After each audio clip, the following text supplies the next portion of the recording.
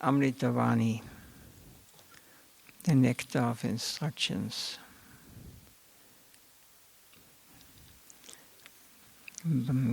Spoken by Srila Prabhupada, Bhaktisiddhanta, Sarasvati, Thakura.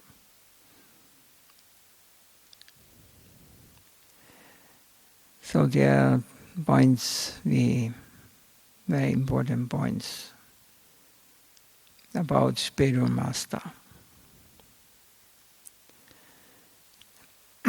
There's a question, should we enjoy items meant for the spiritual master's service? As Srila Prabhupada says, it is an offense to enjoy items offered to the spiritual master. If we do not engage our ears in hearing Harikatha, if we engage our eyes only in measuring objects we can see, our nose in smelling fragrances, our tongue in relishing palatable foods, our body in enjoying the sense of touch, then we must be thinking those ingredients meant for the spiritual master's service are objects of our own enjoyment. This means that we are treating the spiritual master as if he were an insignificant, ordinary human being. Then the other question is, should everyone be respected as a spiritual master? Srila Prabhupada says on this, one should not disobey his spiritual master. We should not blaspheme the Vedic literature or disrespect the Guru by considering many persons his equal. The only benefit the living entities can experience is to take complete shelter of the Supreme Personality of Godhead, Krishna. My spiritual master is an ocean of mercy. A single drop of that mercy ocean can drown me in an ocean of happiness. Out of great compassion, my spiritual master used to tell me, give up your high education, sanctity, high birth, and come to me. You do not need to go anywhere else. Whatever you need, whatever house, palace, knowledge, self-control, or renunciation, you will attain simply by coming to me. Do not run after these insignificant material objects. Do not consider them the goal of your life. Ordinary people consider such things important. So what quality must we possess before we make disciples? We don't need to make disciples. We need to become disciples. This is the first qualification. One who wants to become guru or master, he should be rejected. One who wants to become a servant, we should follow. In other words, we must always engage in the service of Guru and Krishna. The Vaishnavas, the devotees of Vishnu, see the spiritual master in everything. If we are proud to be Vaishnavas, we can serve Lord Vishnu or the Vaishnavas properly. I don't do anything myself. Rather, I do whatever the Lord makes me to do. Persons devoid of this mentality and engaged in the Lord's service can actually benefit other living entities by helping them become inclined towards Krishna. Simply speaking about humility is useless. One has to be firmly convinced that I'm actually directed by the Lord. Then the question is, did you make disciples? I have not made anyone my disciple. Those who are considered my disciples by others are actually my spiritual masters. To associate with others means to accept something from them. I do not accept anything from anyone except that which I received from my spiritual master. I do not engage in any activity under anyone's order except the order of my spiritual master. We should not accept anything from anyone for ourselves. If anyone faithfully and gladly gives us something we can use to serve Guru and Krishna, we should happily accept it and then use it for the Lord's service. Then we will achieve auspiciousness. We will learn the mystery of engaging everything in the Lord's service without looking at it with an enjoying spirit. We can enter the kingdom of God. Can an ordinary man speak about the spiritual world?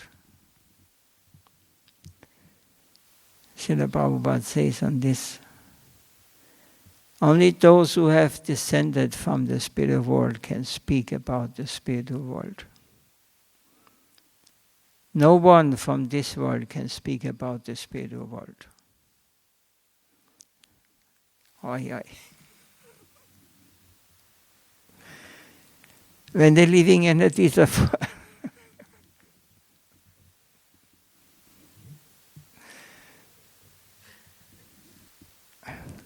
when the living entities are fortunate enough to hear about the spiritual world from those who have come from the spiritual world, they gain the opportunity to know about Vaikuntha. We cannot understand transcendental topics by mundane consideration. It is not proper to make a compromise between the transcendental and the phenomenal. If we are fortunate, we will meet a Vaikuntha man. Therefore, Sri Chaitanya states in Chaitanya Charitamrita, Krishna yari kripa kare guna bhagavani guru antayami rupe shikhaya bhani. Krishna is situated in everyone's heart as the Chaitya Guru, the spiritual master within. When he is kind to some fortunate conditioned soul, he personally gives him lessons so he can progress in devotional service, instructing the person as a super soul within and the spiritual master without. So this is called the Chaitya Guru, who is sitting in the heart of all living beings. Now, if one is qualified or has higher understanding, he is able to hear the Chaitya Guru, the Lord, in his heart, his talking or his advice he is giving. Otherwise, there's no difference between the Chaitya Guru and the Diksha Guru, One is insight, because our mind is too much crazy. So many think the mind is talking, or Krishna is talking to me. Be very careful. You always contact the external manifestation of the Lord, who is non-different from the Lord in our heart and the Lord at all.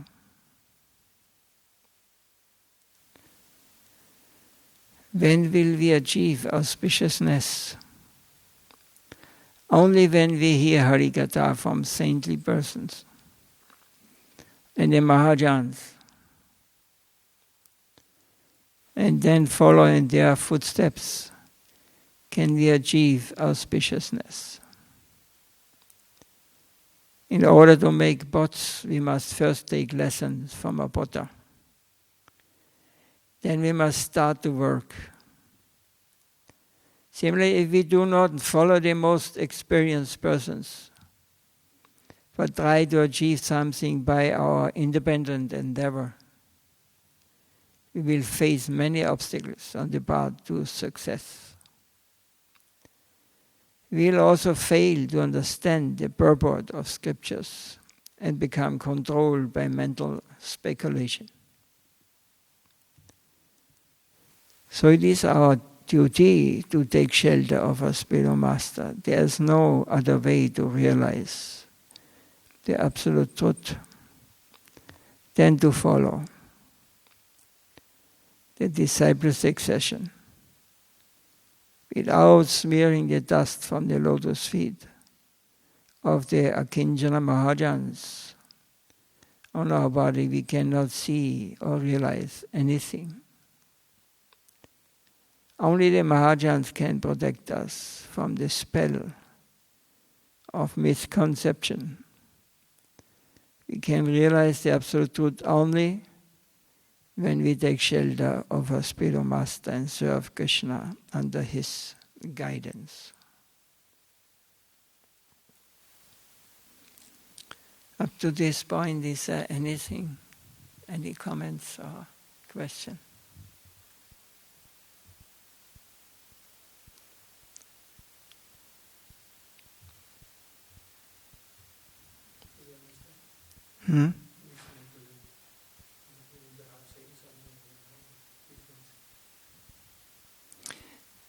Oh, again. Oh, what the difference between the mind and coming from the heart?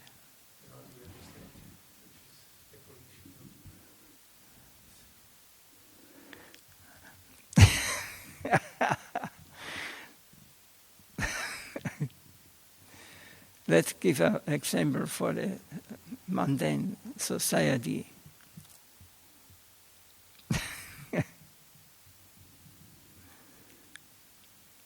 You may walk and you see in the shop, you see a bottle of alcohol. So the mind is always wants to accept what makes you happy and reject what is not good for your bodily comfort. This is the duty of mind according to Shastra. So the mind will always say, yes, take it. It makes you happy. But the Super Soul, or say the Guru, giving also advice. You will be in ignorance. You will suffer. It will not make good to you.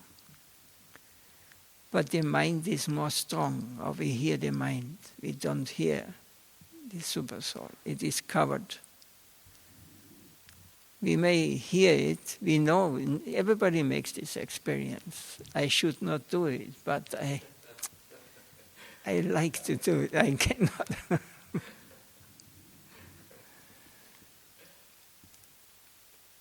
So one has to make experience, one has to go to more subtle, finer, to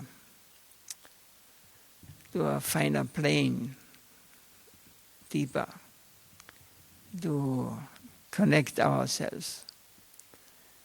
Like the yogis, they are meditating about the super soul. They see the Lord in their heart.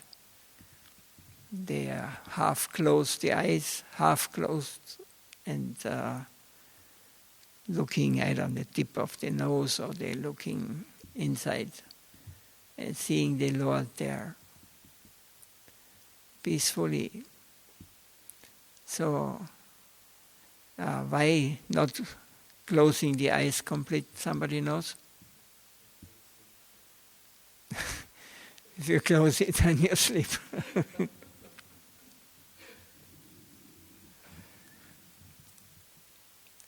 So they are meditating on the super soul, who is present in all living beings. So they get mystique understanding. They know when someone is near or is disturbing them mentally. They know all these things. They are by their meditation. So they said one has to learn, one has to practice. Bhakti is in one sense more easy, because bhaktas, they do whatever they do, they see with the eyes of servant. Whatever they see, they think how beautifully He has created these things, the Lord. Or how nice flowers are growing here. I would like to bring it to Lord and offer it to Him. When they cook, they think, oh, I will make something special for Him today. And not, when I think something special, not what comes in the mouth. That then I will enjoy it. No, only for pleasing Him. It seems easier, but it is very difficult also. In Italian, they are making also cooking for Krishna, but their Krishna has to eat only pizza and pasta. Because they like, they do not like other things. If you cook something for Krishna, like who was Gokishodas Babaji, he had got a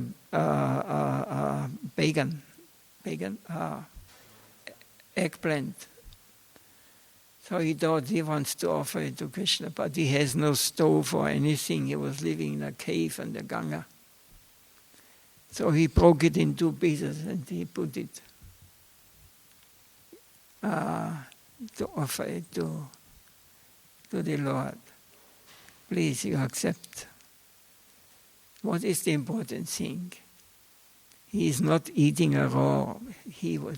What he wants is the devotion, how he offers this vegan to him. He's not accepting the wonderful preparation you make. If it is a bhakti, nobody, Krishna will not even look at it.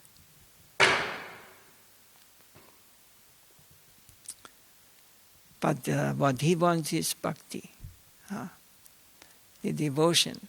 And in this devotion, there starts an exchange or a relationship. So without devotion, relation will not be there. sweet relation. This is how Bhakti is working. And then he comes very close. This form you're worshipping, he will manifest. He will sit in your heart. Because it is a pure place. Because this devotee, whatever he's doing, whatever he's thinking, whatever he's speaking, it is only the glorifier, to serve him, to glorify him. That's because Srila Prabhupada says, we are not serving, we are not master, we are not serving the disciples, or we do not serve anyone in this world. We just come here, we serve only our Gurudev. Gurudev means we serve only Chaitanya Mahaprabhu, Radha Govinda. This is the only thing we do. No, we have no interest for feeding people or planting trees or digging wells. This is material activities. We are caring for the soul. We want you to understand. So we are not supporting the comfort in this material world. We are not. Srila Maharaj told when they were distributing in South India, they distributing prasad, and one Ramakrishna man, I think it was, he came. Hey, there's 2-3 people going away. Why you not feed them? Why you not go and give them prasadam? And he said, we always will, some will avoid or will not take. But there are waiting so many who want to take, who are greedy for taking prasad. So I will give, if I run after these 2-3 persons, then so many others have to. So this prasadam is the mercy of Krishna. So we want to give those who are greedy to get it. Those who run away or those who have other ideas, why should we run after them? They will just create problems.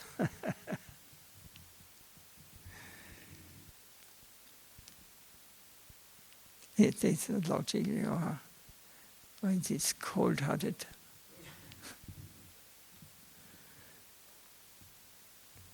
We only have one duty, to please our Gurudev. We are unable to do it. We are not qualified. But still we try. We have sold out. We have sold our everything with lotus feet.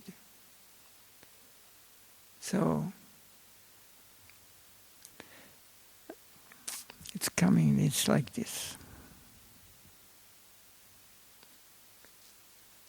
Any idea more?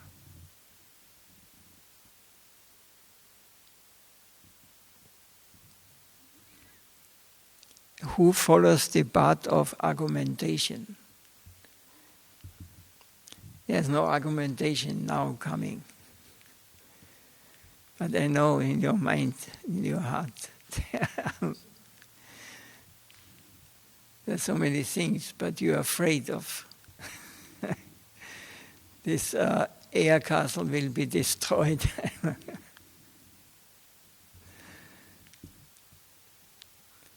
As long as people accept the path of dry argument, they cannot find a bona fide spiritual master. The path of argument causes us to doubt the fact that there cannot be any truth superior to or separated from the spiritual master's teachings. Those who follow the path of argument disregard the spiritual master. The spiritual master alone is capable of removing all doubts and misconceptions. Dry argument has no foundation or standing. The truth received through disciple succession does not change. The spiritual master gives us that unchangeable truth. The conception maintained in the argument-thrown hearts of those who are envious of the spiritual master is disrespectful towards the Guru and scriptures.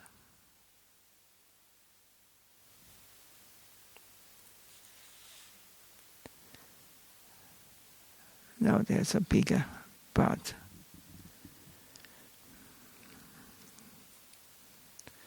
Anything clear?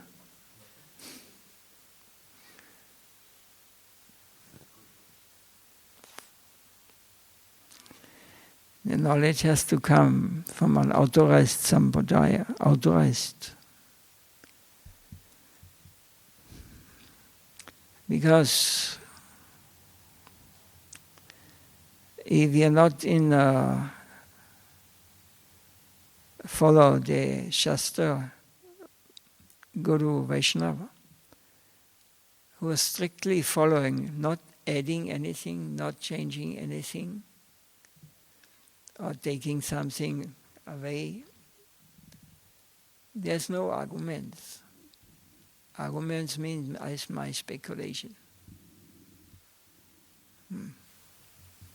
Means they never have any, will not get any understanding of what is transcendental plane, what is spiritual. This is another way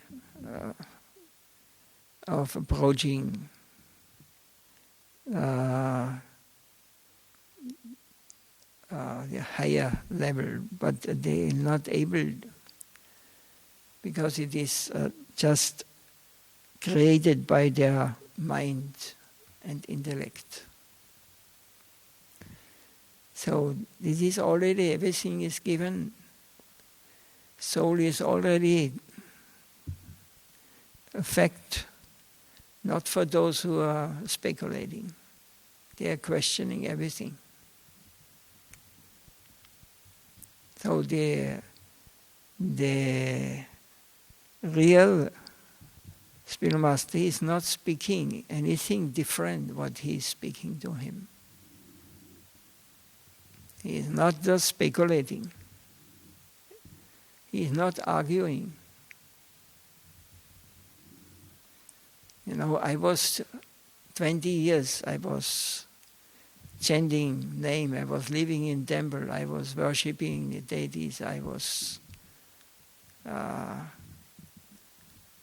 and then after 20 years, I thought, I was living in many temples in Europe, Sweden, Switzerland, Germany, Austria. Then I thought I must go now to India. I'm not satisfied. I was looking for, from the first day I was looking for truth, but this is not what I'm going to satisfy. So I went to India, and there I tried to get connected with devotees there, but they were all on the level of I, my. Don't disturb me. You may be a burden for me, or you want money from me. I did not ask anything, but they did not. So I went away from this convent. I went to, next day I went to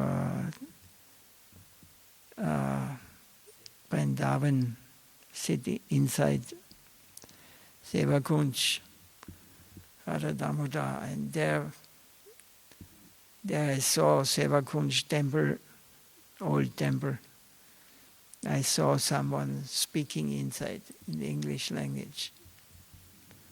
And I went in. And I told this the last days also, I mentioned this. I was asking my first question after 2-3 weeks. I came every day there to hear from my Gurudeva. Then I asked him, I want to advance in our spiritual life. What can I do? Then he told me, whatever you have learned, whatever you have taught, spiritually or materially, you forget everything. Now, normally, if someone says to you, he said, what? I know so many shastras by heart, everything. I'm so, what do you say to me?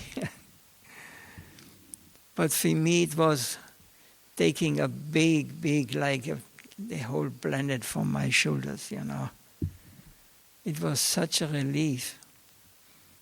Because I know this was not the teaching. Even they teach externally almost same, but it was completely different. This is the difference between a bona fide spiritual master and those who make themselves spiritual masters.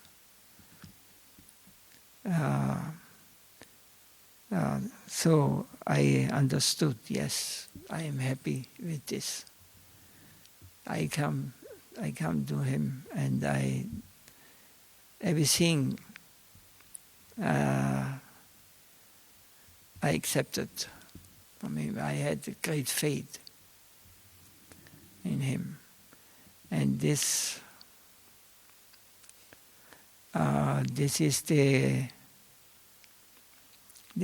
way we have to accept the words of a bona fide spiritual master. Then he will lift us out of this Dhammaguna illusion. And he will show us who we are.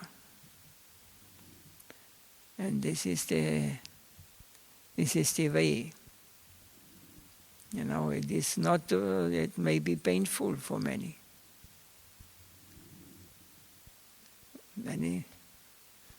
Yeah, I know, you're suffering.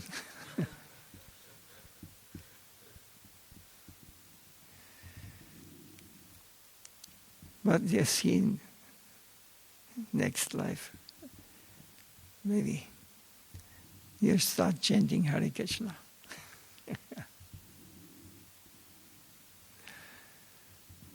So this is the way how to follow the line and not changing anything. That's because I'm reading from those who are coming from there. They are not coming here and going up. They're coming from up to down. They are already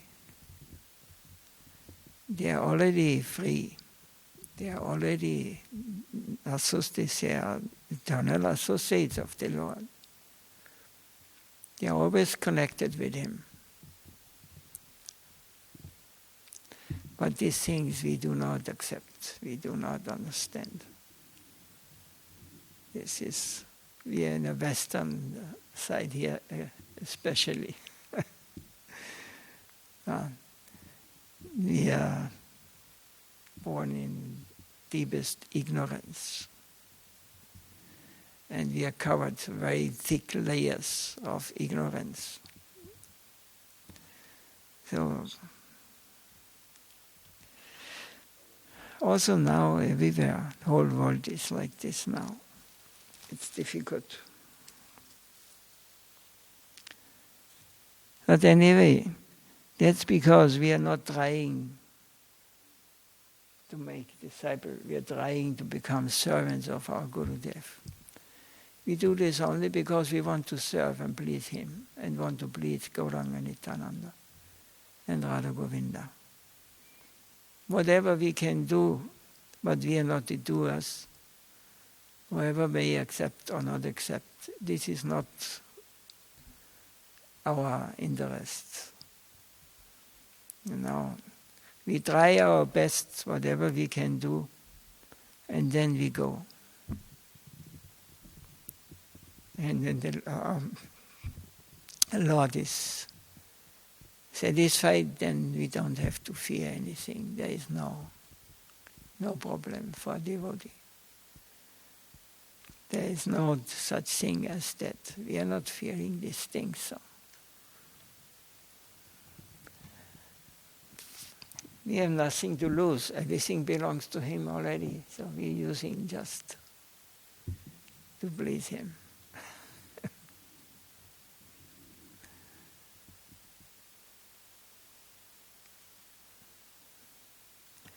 Okay, we can finish if no question coming. I keep this so that it stays a little longer.